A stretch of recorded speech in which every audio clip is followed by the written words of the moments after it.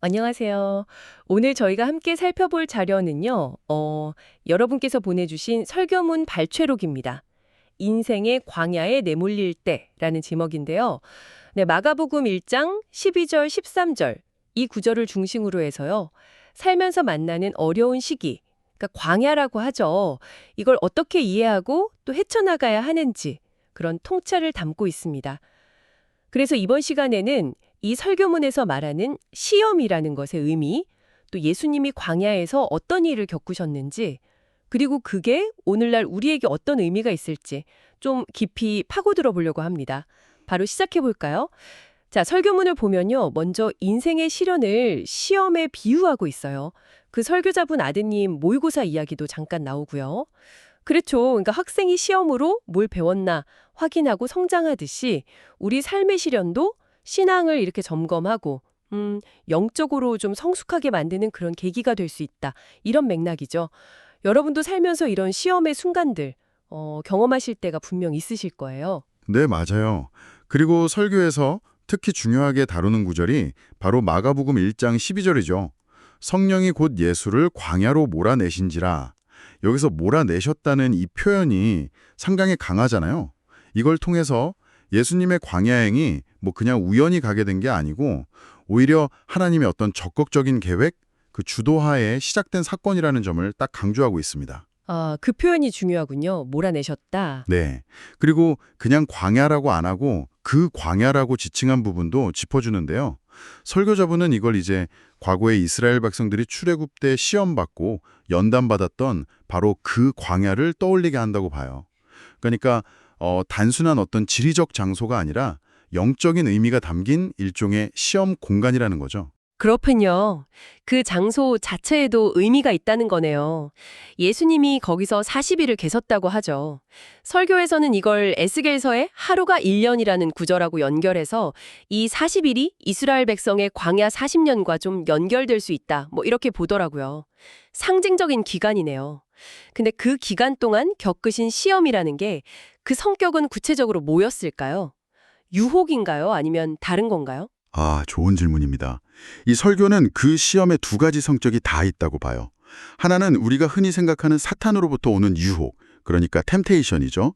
근데 다른 한편으로는 예수님이 과연 하나님의 아들로서 메시아 사명을 감당할 자격과 능력이 있는 분인지를 입증하는 일종의 테스트 성격도 있다는 겁니다. 아, 유혹과 동시에 자격 시험이기도 했다. 네, 그렇죠. 뭐 금식하셨다는 점이나 들짐승들과 함께 계셨다는 묘사 자체가 그 환경이 얼마나 혹독했는지 보여주는 거고요. 그냥 외부 유혹을 이겨내는 걸 넘어서서 내적인 자격을 증명하는 과정이었다는 거군요. 흥미로운 관점인데요. 그럼 그 극한의 상황 속에서 예수님은 결국 어떻게 되셨나요? 바로 그 지점에서 마가복음 1장 13절 마주각 구절이 중요해집니다. 천사들이 수종들더라. 설교에서는 이 수종들다는 것을 시험이 다 끝나고 나서 뭐 시중 들었다 이런 의미보다는요. 시험이 진행되는 그 40일 동안 들짐승이나 사탄의 위협 속에서 하나님께서 천사들을 통해 예수님을 적극적으로 보호하셨다는 증거로 해석을 합니다. 아, 시험 중에도 계속 보호가 있었다는 거군요. 네, 근데 이제 여기서 중요한 대조가 나타나요. 과거 광야에서 결국 실패했던 이스라엘 백성들과는 달리 예수님은 하나님의 보호 아래서 이 시험을 통과하셨다는 거죠. 이걸 통해서 이제 자신이 그 실패를 극복하고 하나님의 구원 계획을 이루실 메시아라는 것을 뭐랄까 입증하신 셈이다. 이런 설명입니다. 이 사건 자체가 메시아 자격 증명이라는 거죠. 음, 구약의 실패를 신약에서 예수님이 극복하시는 모습이군요. 그럼 이런 성경 속 이야기가 오늘 우리 삶에는 어떻게 연결될 수 있을까요? 사실 이게 중요하잖아요. 설교자분도 자신의 경험을 예로 두시면서 이 광야의 의미를 우리에게 좀 더 가깝게 설명해 주시더라고요. 삼수 실패하고 원치 않던 군 생활을 했던 그런 시기를 얘기하시면서 때로는 우리가 뭘 잘못해서가 아니라 정말 아무 이유 없이 광야 같은 곳으로 내몰린 것 같은 그런 힘든 시간을 겪을 수 있다고요. 좀 억울하게 느껴질 수도 있는 그런 시간들이죠, 사실. 맞습니다. 그래서 이 설교가 우리에게 던지는 최종적인 핵심 메시지 혹은 관점은 이거라고 할 수 있어요. 인생의 광야, 그러니까 시련의 시간이 분명 고통스럽긴 하지만 동시에 이게 하나님의 주권 아래에 있는 어떤 연단, 훈련의 과정일 수도 있다는 가능성을 보자는 거죠. 우리를 그곳으로 몰아내신 분이 하나님이시라면 동시에 그 광야에서 천사들이 수종 들었던 것처럼 우리를 지키시고 보호하시는 분도 하나님이시다. 이걸 기억하라는 겁니다. 아, 그 두 가지 측면을 같이 기억해야 하는군요. 몰아내심과 보호하심. 네, 바로 그거죠. 그래서 이사야 41장 9절 말씀, 내가 너를 택하고 싫어하여 버리지 아니하였다는 그 약속을 인용하면서요. 어떤 시련 가운데 있더라도 하나님은 결코 우리를 버리지 않으신다는 그 믿음을 붙들라고 그렇게 권면하고 있습니다.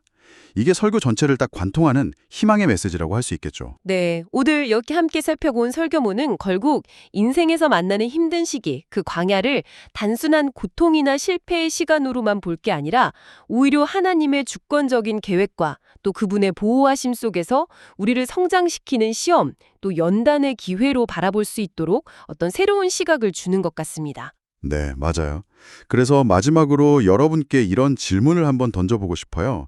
여러분의 삶에서 혹시 광야와 같다고 느꼈던 시간이 있으셨나요? 아니면 지금 그런 시간을 통과하고 계신가요?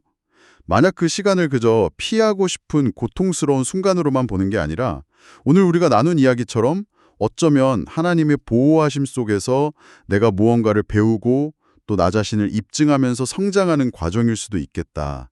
이렇게 관점을 한번 바꿔본다면 어떨까요? 그렇게 봤을 때 그 경험을 대하는 여러분의 마음가짐이나 또 대처하는 방식이 혹시 어떻게 달라질 수 있을지 잠시 한번 생각해 보시는 것도 좋겠습니다.